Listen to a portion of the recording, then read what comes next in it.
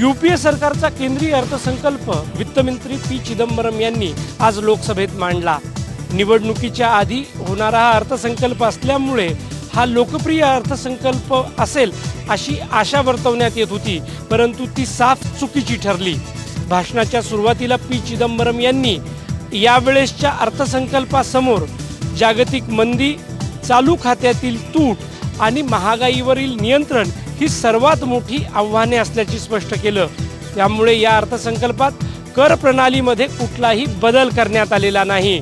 महिलांसाठी एक स्वतंत्र बँक स्थापन करण्यात येईल आणि पोस्ट खात्यामध्ये बँकांच्या सुविधा या वर्षापासून सुरू होणार आहेत। त्यामुळे एक नवीन सुधारणांचं पर्व सुरू करण्याच्या दृष्टीने पी चिदंबरम यांनी पावले उचलली आहेत। यावर्षी विकास दर हा 8% जवळपासच असणार आहे आणि कृषी खात्याच्या खर्चात तब्बल 12% वाढ करण्यात आल्याचं चिदंबरम यांनी नमूद केलंय। विरोधी पक्षांनी मात्र या अर्थसंकल्पाकडून आमची साफ निराशा झाल्याचं म्हटलं आहे। कॅमेरामन नौशाद अलीसह अभिजित ब्रह्मनाथकर, साम मराठी, नवी दिल्ली।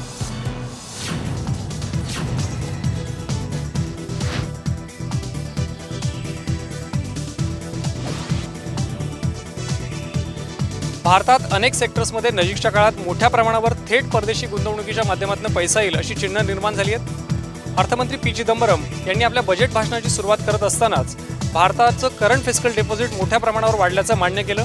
हे फिस्कल डिपॉझिट कमी करायचं असेल तर त्यांनी 3 उपाय सुचवले। यातले पहिले 2 उपाय म्हणजे FDI आणि FISच्या माध्यमातून पैसा उभं करणं आणि तिसरा उपाय म्हणजे परदेशी बँकांकडून कर्ज घेऊन करंट फिस्कल डिपॉझिट कमी करणं। कर्ज घेऊन करंट फिस्कल डिपॉझिट कमी करणं हा व्यवहार्य पर्याय दिसत नसल्यामुळं FDI आणि FISच्या माध्यमातून पैसा आणून करंट फिस्कल डिपॉझिट कमी केलं जाईल अशी चिन्ह दिसत आहेत। दुसरीकडं चेन्नई बेंगळुरू आणि बेंगळुरू मुंबई हे 2 नवीन इंडस्ट्रियल फ्रेट कॉरिडॉर्स जाहीर करून इन्फ्रास्ट्रक्चर सेक्टरमध्ये मोठ्या प्रमाणावर पैसा आणण्याचा प्रयत्न पी चिदंबरम यांनी केला आहे। कॅमेरामन अनिल सौंदाडेसह महेंद्र मोरे, साम TV, मुंबई।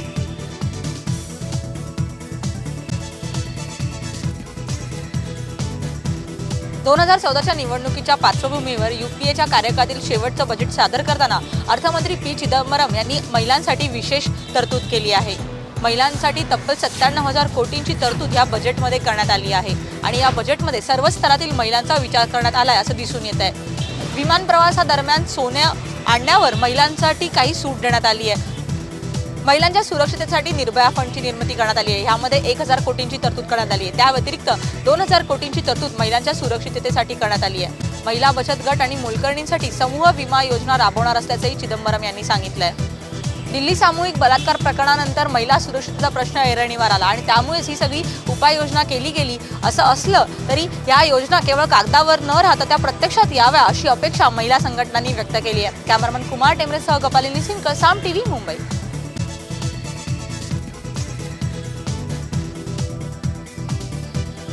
2013चा अर्थसंकल्प महिलांसाठी काही चांगल्या बातम्या घेऊन आलेला आहे। त्यापैकी एक विशेष बातमी म्हणजे पब्लिक सेक्टरमध्ये महिलांसाठी एक विशेष बँक तयार करण्यात येणार आहे। त्यासाठी 1000 कोटी रुपयांची तरतूद अर्थमंत्री पी चिदंबरम यांनी आज जाहीर केलेली आहे। सहकार क्षेत्रामध्ये महिला विशेष बँका यापूर्वीपासून कार्यरत आहेत आणि त्यांची कामगिरी उत्तम आहे, परंतु पब्लिक सेक्टरमध्ये महिलांसाठी असणारी ही पहिली बँक आहे आणि ऑक्टोबर 2013 पर्यंत ती अस्तित्वात येईल असं सांगण्यात येत आहे। 1000 कोटी रुपये इतकी मोठी तरतूद त्यासाठी असल्यामुळे महिलांसाठी कोणत्या विशेष सुविधा या बँकेद्वारे पुरवल्या जातील याबाबतची उत्सुकताही महिला वर्गामध्ये आहे। महिलांना केवळ शारीरिकदृष्ट्या आणि मानसिकदृष्ट्या सक्षम करण्यापेक्षा त्यांना आर्थिक पाठबळ देणं गरजेचं असल्यामुळे सरकारतर्फे महिला सक्षमीकरणात उचललेलं एक स्वागतार्ह पाऊल आहे असं म्हणायला हरकत नाही। कॅमेरामन सुनील डांगेसह नम्रता वागळे, साम TV, पुणे।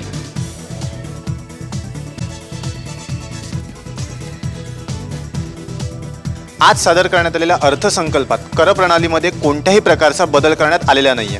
2 ते 5 लाखांपर्यंत उत्पन्न असलेल्या नागरिकांना 2000 रुपयांची कर सवलत देण्यात येणार आहे असं चिदंबरम यांनी सांगितलं। तसंच देशातील ज्या नागरिकांचे उत्पन्न 1 कोटींपेक्षा जास्त आहे त्यांना 10% अधिभार भरावा लागणार आहे। देशात 1 कोटींपेक्षा जास्त उत्पन्न असलेल्या नागरिकांची संख्या 42,800 इतकी आहे। शिवाय कर सुधारणा आयोग स्थापन करण्यात येणार असल्याची माहिती चिदंबरम यांनी दिली। अनिकेत पेंडसे, साम TV, मुंबई।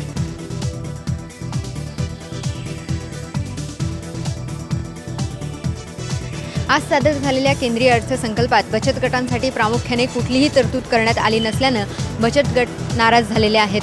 BPL धारकांच्या ज्या योजना आहेत किंवा त्यांना जी सूट मिळते त्या APL धारकांना सुद्धा मिळाव्या अशी प्रामुख्याने मागणी बचत गटांची होती।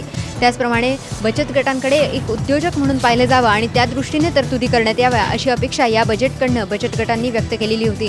मात्र यापैकी कुठलीही ठोस उपाययोजना यंदाच्या बजेटमध्ये न केल्याने बचत गटांनी या बजेटवर नाराजी व्यक्त केली आहे। कॅमेरामन सतीश काळेसह पल्लवी जुन्नरे, साम TV, नाशिक।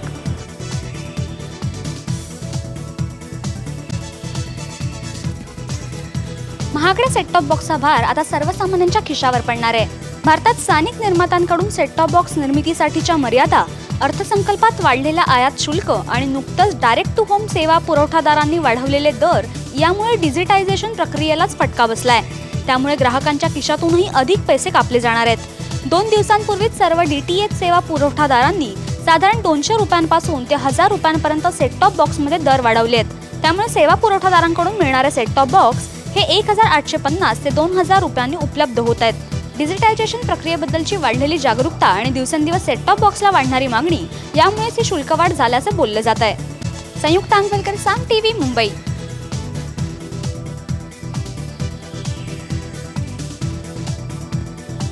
केंद्रीय अर्थमंत्री पी चिदंबरम यांनी आज सादर केलेल्या अर्थसंकल्पात मध्यमवर्गीयांसाठीही काही घोषणा करण्यात आल्यात। यात येणाऱ्या काही दिवसांमध्ये 50,000 कोटींचे टॅक्स फ्री बॉन्ड उभारणार आहेत। राजीव गांधी इक्विटी सेव्हिंग स्कीममधील गुंतवणूक मर्यादा 10 लाखांवरून 12 लाखांपर्यंत करण्यात आली, तर 25 लाखांपेक्षा कमी गृहकर्ज घेणाऱ्यांना व्याजदरात 1 लाखाची सूट देण्यात आली आहे। शिवाय गेल्या वर्षीच्या पॉलिसीधारकांना सेक्शन 80C अंतर्गत 10% सूट होती, ती आता अपंगांसाठी 15% वाढवण्यात आली आहे। म्युच्युअल फंड आणि ETFच्या खरेदी विक्रीवरील करातही कपात करण्यात आली आहे। तर परदेशात जाणाऱ्या पुरुषांना 50,000 रुपयांची खरेदी करमुक्त असणार आहे, तर स्त्रिया 1 लाखांपर्यंतची खरेदी करू शकतील।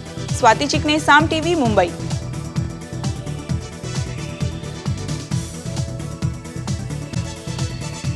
पुढच्या आर्थिक वर्षात स्वतःचं पहिलं घर घेणाऱ्या करदात्यांना गृहकर्जाच्या व्याजात आता आणखी 1 लाख रुपयांची सवलत मिळणार आहे।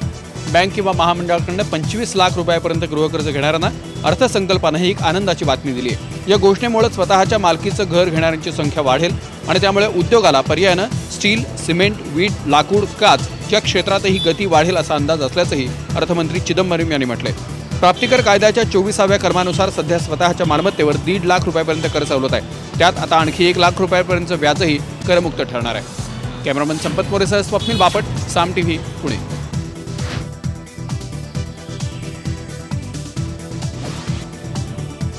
AC रेस्टॉरंटमध्ये जाणाऱ्या खवय्यांना आता आपल्या खवय्यगिरीवर चाप बसवावा लागणार आहे, कारण AC रेस्टॉरंटमधील खाणं आता महागणार आहे।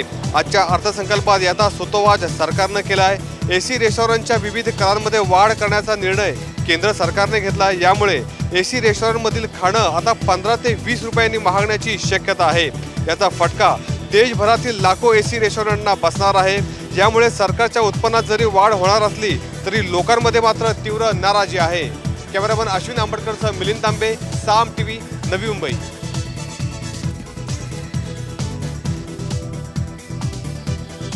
केंद्रीय अर्थमंत्री पी चिदंबरम यांनी आज सादर केलेल्या अर्थसंकल्पामध्ये कृषी क्षेत्रासाठी सुद्धा चांगली तरतूद केलेली आहे। केंद्रीय अर्थमंत्री पी चिदंबरम यांनी आज 82वा अर्थसंकल्प सादर केला। या अर्थसंकल्पात त्याने कृषी क्षेत्राचा देशातील योगदान लक्षात घेऊन यात भरीव तरतूद केली आहे। कृषी मंत्रालयासाठी 27,049 कोटीची तरतूद त्यांनी केली। शिवाय छोट्या शेतकऱ्यांना व्याजदरातील सूट कायम ठेवली आहे। छोट्या शेतकऱ्यांसाठी 100 कोटींचा फंड घोषित करून शीतगृह आणि वेअर हाऊस उभारणीसाठी 5,000 कोटीची तरतूद चिदंबरम यांनी केली आहे। धान्य अनुदानासाठी 10,000 कोटीची तरतूद, शेती कर्जासाठी 7 लाख कोटींची तर तांदूळ उत्पादक राज्यांसाठी 1,000 कोटींची तरतूद करून अर्थमंत्र्यांनी कृषी खर्चात 12% वाढ करण्याचा निर्णय घेतला। एकूणच येणाऱ्या निवडणुका पाहता कोणत्याही घटकाला न दुखावता अत्यंत हुशारीनं पी चिदंबरम यांनी या बजेटमध्ये समतोल साधला असंच म्हणावं लागेल। कॅमेरामॅन सचिन सावंतसह तानाजी जाधवर, साम TV, कोल्हापूर।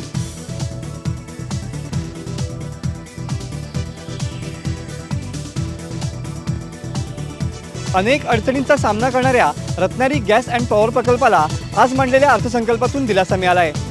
1950 मेगावॅटचा हा प्रकल्प आहे। मात्र गेले कित्येक दिवसांपासून अपुऱ्या गॅस पुरवठ्याच्या अभावी यातून होणारी वीज निर्मिती ही बंद होती। मात्र आज दस्तूरखुद्द अर्थमंत्र्यांनी या प्रकल्पाला पूर्णपणे क्षमतेनं सहाय्य करण्याचं आश्वासन दिलं आहे. येत्या वर्षभरात हा प्रकल्प पूर्ण क्षमतेनं सुरू करू असं अर्थमंत्र्यांनी सांगितलं आहे. अपुऱ्या गॅस पुरवठ्यामुळं या प्रकल्पातून गेल्या 2 महिन्यांपासून वीज निर्मिती ठप्प आहे. त्यामुळे महाराष्ट्रावरती भारनियमनाचं संकट घोंगावत होतं.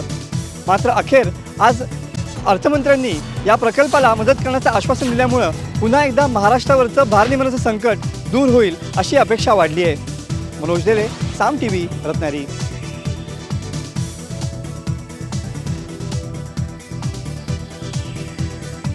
नव्याने स्थापन झालेल्या चंद्रपूर महापालिकेचे पहिले अंदाजपत्रक आज सादर झालेले आहे. या अंदाजपत्रकामध्ये मालमत्ता करासोबतच पाणी करातही मोठी वाढ सुचवण्यात आलेली आहे. मालमत्ता करामध्ये 18% तर पाणी करात 40% वाढ सुचवण्यात आलेली आहे. अनेक सेवा करामध्येही वाढ करण्यात आलेली आहे. त्यामुळे या महानगरपालिकेकडून ज्या अपेक्षा लोकांच्या होत्या त्या साफ धुळीस मिळालेल्या आहेत. विकासाची कुठलीही चिन्हे शहरामध्ये नसताना केवळ कर वाढवून या महापालिकेने सर्वसामान्यांचं कंबरडच मोडलं आहे अशी प्रतिक्रिया आता उमटायला लागलेली आहे. कॅमेरामॅन ठाकरेसह संजय तुमराम, साम TV, चंद्रपूर.